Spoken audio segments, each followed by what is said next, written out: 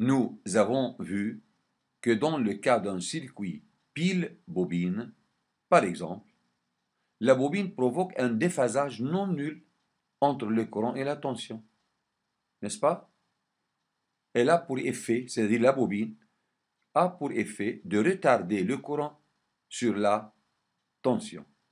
Observez dans cette animation comment la bobine retarde le courant sur la tension et la lampe ne brille pas immédiatement, mais elle met un certain temps pour atteindre la brillance normale. Voilà. Vous avez ici une bobine. Bobine dans le circuit de la figure 2. Lorsqu'on ferme l'interrupteur, voilà ce qui se passe à la lampe. Voilà la brillance de la lampe. La lampe brille progressivement, peu à peu, voilà, jusqu'à une valeur dans le régime permanent où l'intensité du courant arrive à une valeur constante. Nous disons que la bobine provoque un déphasage non nul entre le courant et la tension. Courant alternatif sinusoïdal dans un circuit.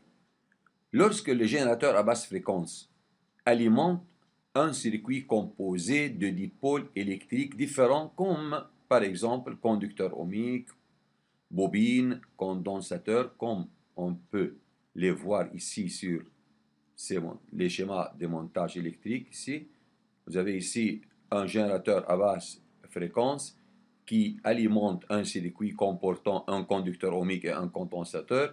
Ici, le générateur alimente un circuit comportant un conducteur ohmique et une bobine.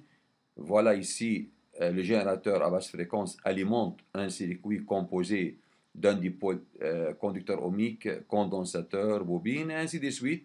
Donc, dans ces cas-là, nous allons étudier le déphasage entre la tension U et le courant, ou bien inversement, le déphasage entre le courant et la tension au bornes d'un dipôle.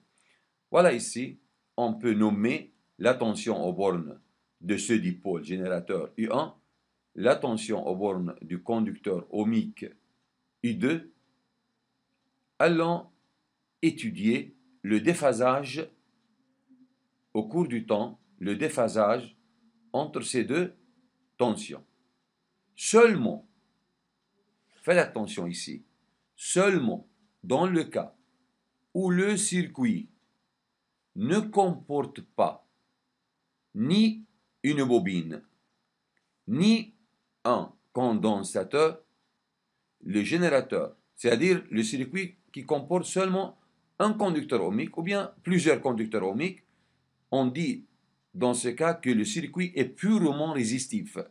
Voilà, on dit que le circuit est purement résistif. Voilà comme on va le dire ici, conducteur ohmique, un seul ou bien plusieurs conducteurs ohmiques, soit R la résistance équivalente, soit R la résistance équivalente. Seulement dans ce cas, voilà ici, tension U1, tension U2, ces deux tensions sont dites en phase, U1 et U2 sont dites en phase, c'est-à-dire déphasage entre les deux tensions ici est nul.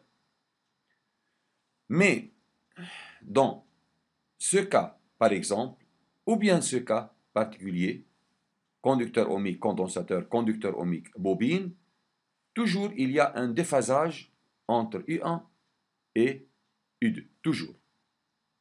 Mais dans le cas où on a un circuit RLC, voilà ici, RLC, dans ce circuit-là, on peut avoir ce cas particulier dans le cas où l'effet de la bobine compense l'effet du condensateur, ou inversement.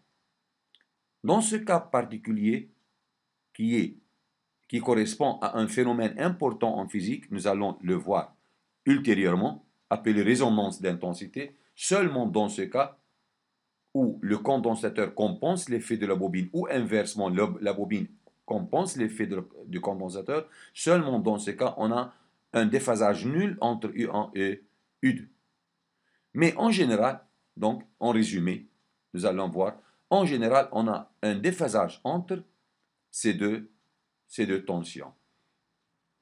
Observez ici maintenant, ce sont des courbes, l'une correspondant à la tension I1, l'autre correspondant à la tension U2, courbe sinusoïde.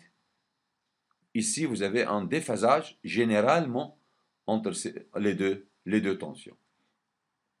Donc, si on écrit analytiquement, si on écrit la tension au bornes du générateur sous cette forme, UM sinus oméga t, alors le courant s'écrit sous cette forme générale où il y a un déphasage entre le courant et la tension UG. Ce déphasage,